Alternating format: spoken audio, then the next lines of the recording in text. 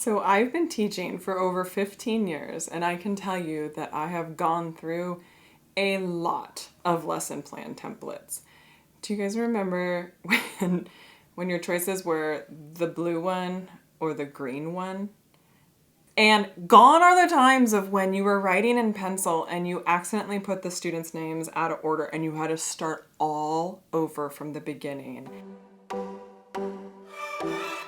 Hello, Marielle here with an EdTech tip all about my favorite lesson plan template.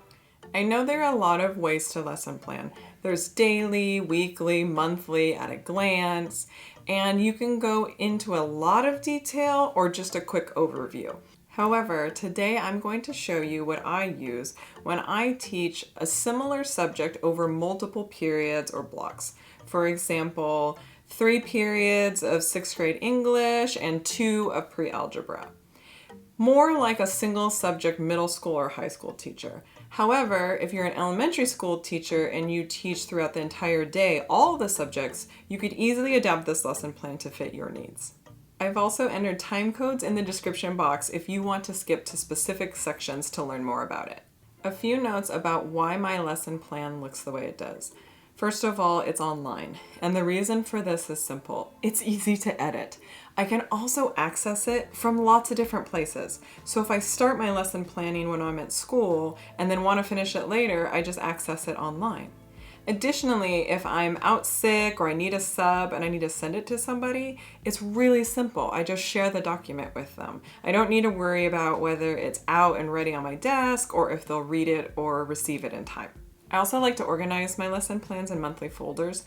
That way I can reference them year after year. And once I do it the first year, I have it for year after year if I'm teaching the same subject. It's great, and sometimes I just need to change 1 or 2 elements to make it applicable for that year.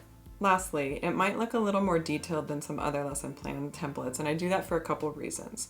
The first of which, it makes me much more intentional about what I'm teaching. It also helps tremendously with making sure that I have all of my class materials and that my pacing is consistent across my sections, and most importantly, that I am consistently meeting my lesson objective. Okay, let's take a look at the sections. My current template is just a table on a Google Doc, but you could use any online word processing tool. So at the top, I have some basic info to help me organize my lesson by subject and date, but you could include any information you'd like. Once my planning is done, I actually like to print out my plans to have on a clipboard while I teach. It just makes it easier to access and write notes on them directly. The next section is my weekly personal teaching goal. These are specific and concise. For example, a goal might be to focus on wait time after I ask a question to allow students more time to respond, or it might be to activate prior knowledge at the beginning of the lesson. It's really up to you, but I have found writing it down makes me much more intentional about that goal while I'm teaching. Next is my lesson title. A colleague of mine suggested that instead of just calling it something like dividing fraction, it's much more memorable to name it something fun. For example, I teach a math lesson about multiplying by the reciprocal, and I show a Harry Potter clip where they are learning a spell and they are saying swish and flick. And in my lesson, I teach the students switch and flip for multiplying by the reciprocal, and they love it, and they get out their pencils and they do this whole Harry Potter math, and it works really well. Anyway, I call that lesson Harry Potter Math Switch and Flip, and it sticks. Next is the unit and lesson number if you divide your lessons that way, but you could also include your lesson topic or any state standards that you follow. Next is all the details about the date or period or room number, start and end time, total block minutes, etc. Now, it's possible for you to have all of that memorized. I don't. But even if you do, this information is super helpful for a sub. Nothing is worse than being sick and having to remember all of this info while you're frantically trying to get your plans out to somebody. Next is the lesson objective and what goal you want the students to achieve by the end of the lesson. For example, students should be able to divide fractions by multiplying by the reciprocal, or students should be able to identify the exposition of the short story read in class. The materials section is where you will hyperlink all of your materials, like slide decks, worksheets, or homework assignments. This makes it super easy to access and print out your copies when needed. I like to begin my class by having my students self-correct their homework as we review it as a class. As a reminder for myself, I like having the homework to review section so I know exactly what I signed in the prior class. Procedure.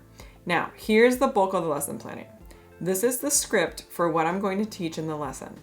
It has steps listed in bulleted form with the approximate time listed in parentheses so that I can guide my pacing. The differentiation, accommodation, and diversity inclusion section is something I'm continually working on. At the beginning of the year, we're notified of any students with documented accommodations. This section is a really good place to write in the specific accommodations for that student. I also like to think about how to consciously include diversity and inclusion elements in my lesson, and this section allows me to know exactly what I'm doing to support that goal. Assessment of learning is where you write the specific activity that will demonstrate student achievement of the learning goal. For example, perhaps it's a quick formative assessment like a class discussion or an exit ticket. It could also be something more formal like a quiz or test. The important part is that you're including exactly how you will be assessing the student's achievement of the lesson goal. Next is just a small section where I write in the assigned homework for the lesson. I like to hyperlink it so that I can email it to students if necessary or quickly print out more copies. The last section is notes and reflection. This part I leave blank when I'm lesson planning, but I fill it in after the class. It helps me note things I need to remember or things I want to change if I reteach the lesson. It could also be things that I need to follow up on before the next lesson or a note about who was absent for the class. All right, that's it. Comment below and tell me what you like to include in your lesson plan templates so that we can help each other as fellow educators and share ideas with the larger community. Thanks for watching, and I'll catch you next time with another quick and nerdy tip all about teaching, technology, and time management. See you then.